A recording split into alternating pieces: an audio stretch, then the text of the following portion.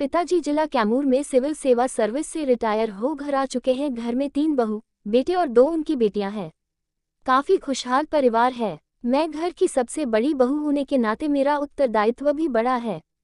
सासू माँ के नहीं होने के कारण घर की इज्जत हाल सारी जिम्मेदारी मेरी होती है। घर की देखभाल बहू के रूप में करती हूँ।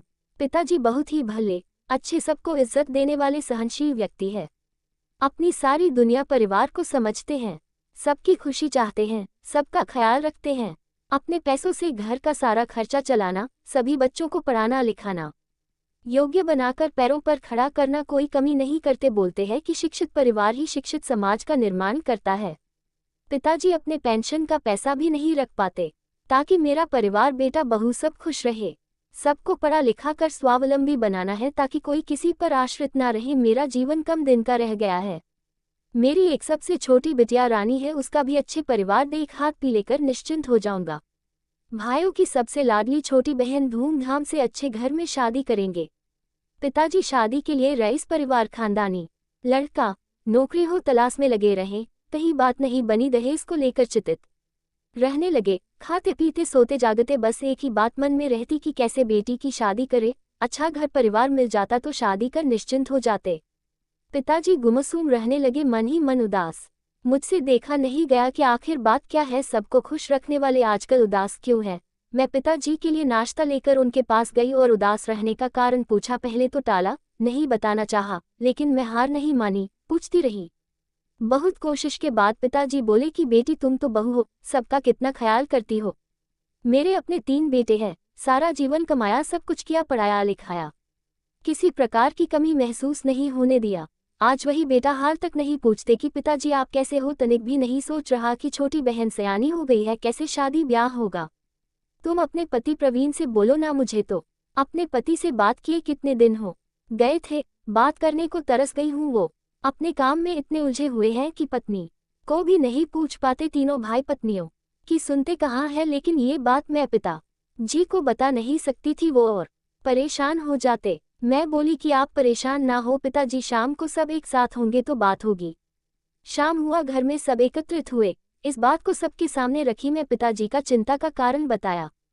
किसी ने कुछ नहीं बोला, सब अपनी अपनी खर्च काम गिनाने लगे कि हम लोग के पास इतना पैसा कहाँ की खर्च कर पाएंगे। पिता की का धड़कन तेज होने लगी। चिंता में रोज रोज कमजोर होते जा रहे थे कि अब मेरा इज्जत कैसे रहेगा। सब पैसा तो बच्चों में दे दिया, अपने पास कुछ भी नहीं रखा, अब कैसे होगा। अचानक मन में ख्याल आया कि पिताजी तीनों बेटों के नाम से शहर में जमीन खरीद दिए है, क्यों न उस जमीन को बेच दिया जाए। घर की इज्जत का मामला है, अच्छे घर में शादी कर पिताजी का टेंशन दूर हो जाएगा। जमीन बेचने की बात सुन तीनों भाई की बोलती बंद हो गई। पिताजी के पांव पर कर क्षमा मांगे और बोले कि पिताजी ये आपकी निशानी है, शहर का जमीन नहीं बेचा जाएगा। हम भाई मिलकर अपनी बहन का बहुत योग्य परिवार, सर्विस करने वाले लड़का से शादी कर विदा किया। गांव के सारे लोग के मुंह से तारीफ सुनकर पिता की का खुशी का ठिकाना ना रहा। सबके सामने पिताजी ने कहा, गांव वासियों, आज मैं रूपा जैसी लक्ष्मी बहू पाकर जीवन धन्य हो गया। सच में कहा गया है कि घर में अगर बहू समझदार हो तो घर को स्वर्ग बना सकती है। दहेज भी लाई पर ना पति से प्यार पाया ना ससुराल में। जया की अभी अभी ही कॉलेज की पढ़ाई पूरी हुई थी, पढ़ने में काफी होशियार और घर के काम में निपुण, सावली सी लड़की जिसके पापा सरकारी पद पर कार्यरत है। माँ, जया जाओ, तैयार हो जाओ, तुम्हारे लिए एक रिश्ता आया है, लड़के वाले तुम्हें आज ही देखने आ रहे हैं। जया, क्या माँ आप बार बार शादी की रट लगाए रहती हो, मुझे अभी अपनी पढ़ाई करनी है, अपने पैरों पर खड़ा होना है।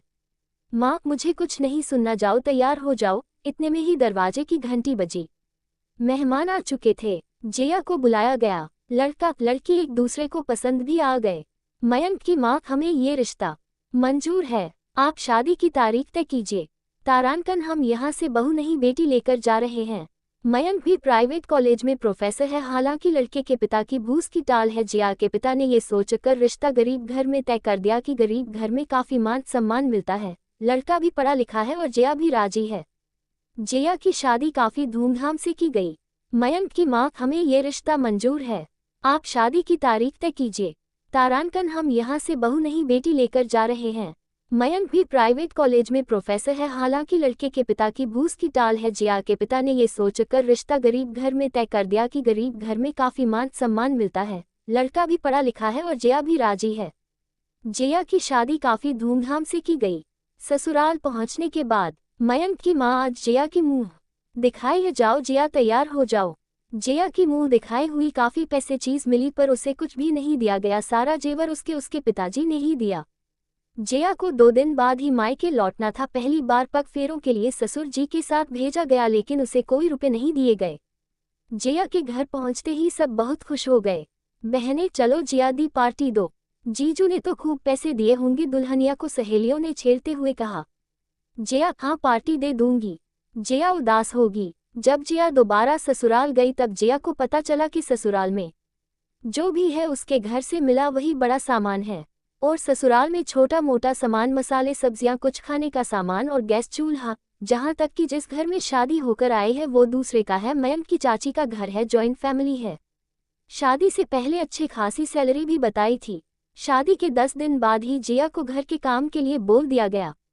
जया आज जल्दी उठ गई क्योंकि मयंक को सुबह 7 बजे ही कॉलेज जाना था। जया ने सबके लिए नाश्ता बनाया और वॉशरूम चली गई। मयंक माँ मेरा नाश्ता। माँ हाँ बेटा बना रही हूँ। मयंक तुम क्यों बना रही हो, जया कहाँ है? मयंक गुस्से में जया जया जया जया जी। मयंक तुम क्या कर रही हो? माँ वहाँ काम कर रही है, उनको ही काम करना था तो तुमसे शादी क्यों करता? जया पर नाश्ता तो मैंने। मयंक चुप, खबरदार एक शब्द बोली। मयंक की माँ काफी खुश हो गई ये देखकर कि मयंक बहू पर चिल्ला रहा है। मयंक की माँ अरे क्यों चिल्ला रहा है बहू पर, अभी तेरी माँ जिंदा है। जया ने मयंक को लंच बॉक्स दिया और अपने रूम में चली गई और मयंक भी कॉलेज चला गया। मयंक की माँ बहू बहू अरे ओ बहू। जया जी माँ जी। अब क्या मुंह फुलाकर ही बैठी रहोगी या घर के काम भी करोगी? एक काम ढंग से नहीं करना है। ससुराल में ताने देना जैसे मयंक की माँ का रोज का काम हो गया।